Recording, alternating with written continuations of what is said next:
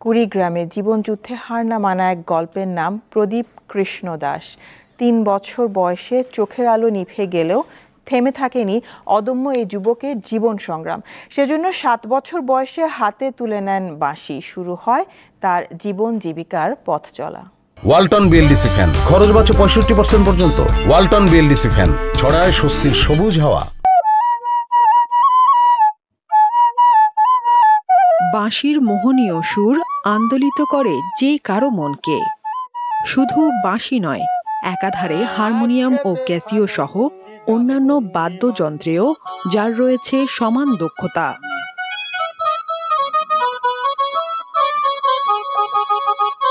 কুড়িগ্রামের ভোগডাঙ্গা ইউনিয়নের প্রদীপ কৃষ্ণ দাস চোখের প্রদীপ না থাকলেও ছড়াচ্ছেন সুরের মূর্ছনা। মাত্র ৩ বছর বয়সে ২ চোখের আলো নিভে যাওয়ার পরও নিজের ইচ্ছা শক্তিতেই শিখেছেন বিভিন্ন বাদ্যযন্ত্র বাজানো। শুধু তাই নয়, দরদি কণ্ঠে আঞ্চলিক ও মারফতি সহ বিভিন্ন ধরনের গান গেয়ে বিনোদিত করছেন স্থানীয়দের।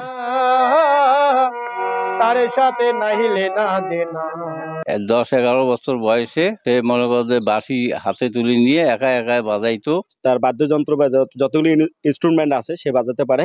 সুচিকিৎসার কারণে এখন পর্যন্ত সে দৃষ্টিশক্তি ফিরে পায়নি। শিল্পকলা একাডেমি বিভিন্ন সরকারি গানের মাধ্যমগুলো আছে, তাকে যদি সুযোগ করে দেওয়া হয়, উন্নত চিকিৎসা পেলে দৃষ্টিশক্তি আবারও ফিরে পাওয়ার প্রত্যাশা করেন প্রদীপ। জ্বরের মধ্যে তার মধ্যে চিকিৎসা করছি, ভালো হয় নাই, ওরা দেখে না, দেনা টেনা করে দিছি, আর চিকিৎসা করতে পারি না, অনেক কষ্ট। তো আমার দৃষ্টিশক্তি অবশ্যই ফেরানো সম্ভব। আমি একটু অর্থনৈতিক সমস্যার মধ্যে সবসময় থাকি, ছোট পরিবারের ছেলে, গরিব পরিবারের ছেলে আমি। সরকারিভাবে ভাতা পেলেও বিভিন্ন অনুষ্ঠানে বাদ্যযন্ত্র বাজানো আর গান গেয়েই জীবিকা নির্বাহ করতে হয় প্রদীপকে। সে বর্তমানে হাটবাজারে গান গেয়ে জীবিকা নির্বাহ করছে, কিন্তু তার মূল সমস্যা হচ্ছে চিকিৎসা করা প্রয়োজন। সে দৃষ্টি ফিরে পেতে চায়।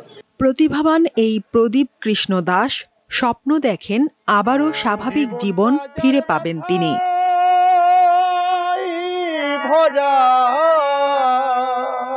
দীপ্ত বার্তা কক্ষ।